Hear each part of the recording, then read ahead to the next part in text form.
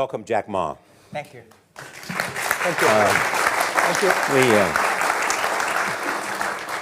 you. We've all become very cognizant of Jack and his story. And when Alibaba went public with the largest IPO in history, we knew a lot more about him. So I want to talk about his personal story. I want to talk about how many times he tried and failed and what kept him going. I want to talk about where he is today and how he got here, and where he is going and how he expects to get there. And if he gets there, what will it all mean for him and for the people that he wants to inspire? So I begin with this question, though, Jack. Why are you back at Davos? It's a long break for 7 years. I think my last trip here was year 2008. But I was coming for year 2001 for the Young Global Leader for Tomorrow. And remember, I never heard about the Davos when I came. But when I came, in the Switzerland, so many young people demonstrate. It was such a horrible scene that I was, and I asked them, why did they do it? They say, anti-globalization. And I say, why? Globalization is a great thing. Why people don't like it? And then we come all the way for 2 hours here. There's a machine gun. There's a people checking us. Say, oh God, is that a forum or is it a prison? We're gonna go. Is that? But when I joined the forum as the Young Global Leader, I was thrilled by so many ideas. For the first 3-4 years, I learned what does the globalization mean. What does the corporate citizenship mean? What about social responsibility mean? All these new ideas, and I see so many great leaders talking about leadership, and I benefit a lot. And the year 2008 and 2009, when the financial crisis came, I think it's better go back to work, because we can never win the world by talking. So go back, spend 7 years. Now I come back, I think it's time to do something return. Because I learned so much. Let's talk 12 years ago. So why I should not talking to the young global leader of today, sharing with them how we've gone through. Okay. So that was the thing. Let's start with where you are today. Just how big is Alibaba? How many people come every day? How many people come in a week? How fast is it growing? Yeah, we have over 100 million buyers visiting our site, shopping our site every day. And we created 100 million every day. We created 14 million jobs for China, directly and indirectly. And we grow from 18 people to 30,000 people, 18 people in my apartment, to now we have a 4 big campus. Compared to 15 years ago, we were big, but compared to 15 years later, we're still a baby. How big will you be 15 years from now? I think 15 years ago, I told my team that 15 years, in the past 15 years, we grow from nothing to this size. And 15 years later, I want people to know about Alibaba, know Taobao, because it's already everywhere. I want 15 years ago when we talk about what is e-commerce, why small business can using this e-commerce, this internet, can do business across the nation. And I hope 15 years later, people forget about e-commerce because they think it's like electricity. Nobody thinks it's a high tech today. Now, this is something that I don't want 15 years later, we still walk on the street talking about why and how e-commerce can help people. Talk about the IPO. Did it exceed your expectations? Well, it's a pretty small IPO, 250. Yes. Yeah. The largest IPO in the history of Wall Street. We raised. And number 2 was a Chinese bank. Thank you. I remember year 2001. We went to raise some 5 million, 3 million venture capitalist dollars in the USA, and got rejected. And I say we come back raising a little bit more. But I think, what we think more about is for $25 billion, how we can spend the money efficiently, because this is not the money, this is the trust from the world, the trust from those people. They want you to do better jobs, to help more people. They want to have a good return. So I think gives me more pressure, because when our market cap is bigger than IBM, for a certain day we're bigger than Walmart.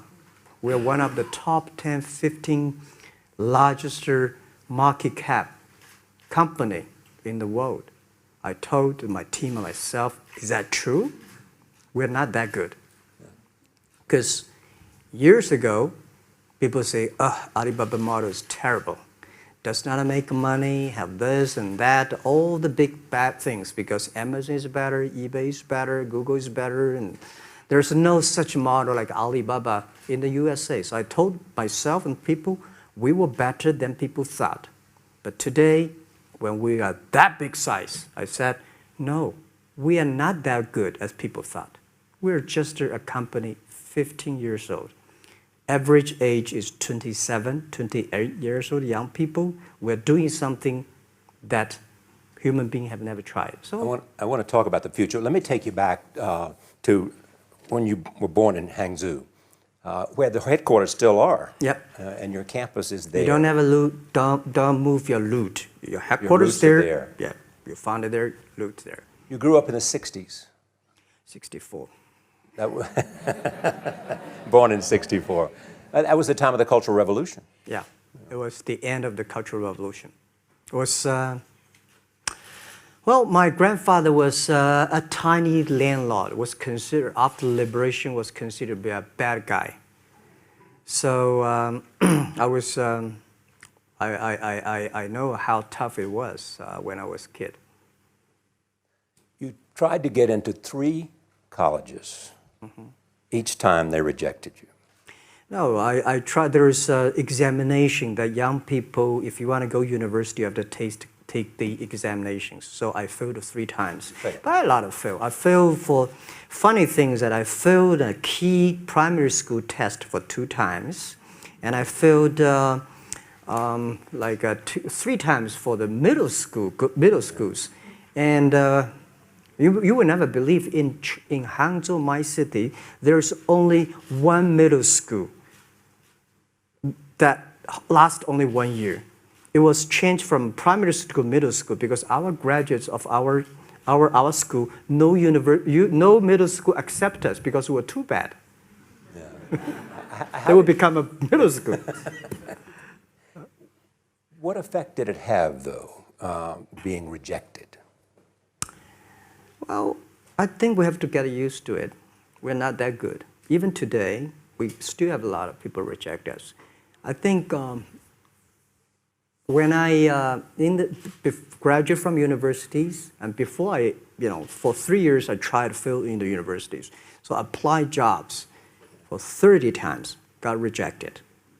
I went for a police, they said, no, you're not good.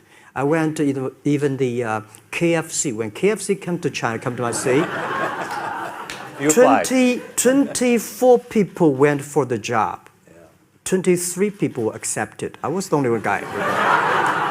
And we went for police. 5 people, 4 of them accepted. I was the only guy that I received it. So to me, being turned down, rejected. Oh, by the way, I told you that I applied for Harvard for 10 times, rejected. I know I'll be rejected. I just don't want to say that. They're sorry now. 10 times you wrote them and said, I'd like to come to Harvard. Yeah. And then I told myself, someday I should go teach there, baby. I think that can be arranged.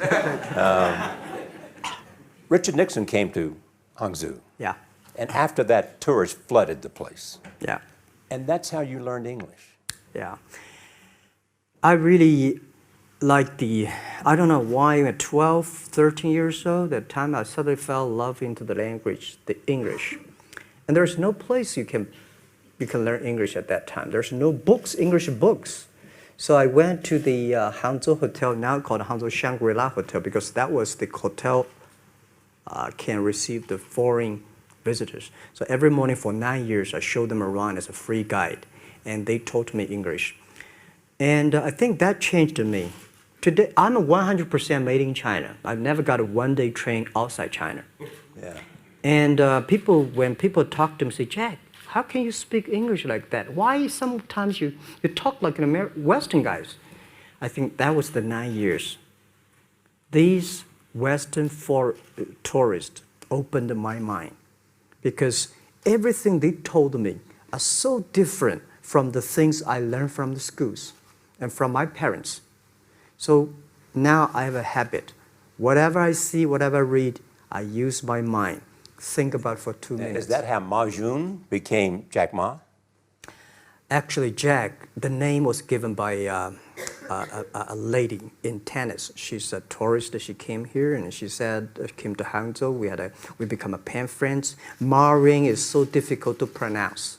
So she said, do you have an English name? I said, don't. So can you give me an English name? She said, okay. She said, my father called it Jack. My husband called Jack. What do you think about Jack? I said, good. So I've been using that for that many years. Yeah. First visit to America, 1995? 1995, yeah. I come here for a project helping the local government to building up a highway. And you tried the internet. I tried the internet in Seattle. And in a building called the U.S. Bank. I don't know whether the U.S. Bank is still there or not, but it's a building. And my friend opened a small office, which is like only 10% bigger than this room. And there are a lot of computers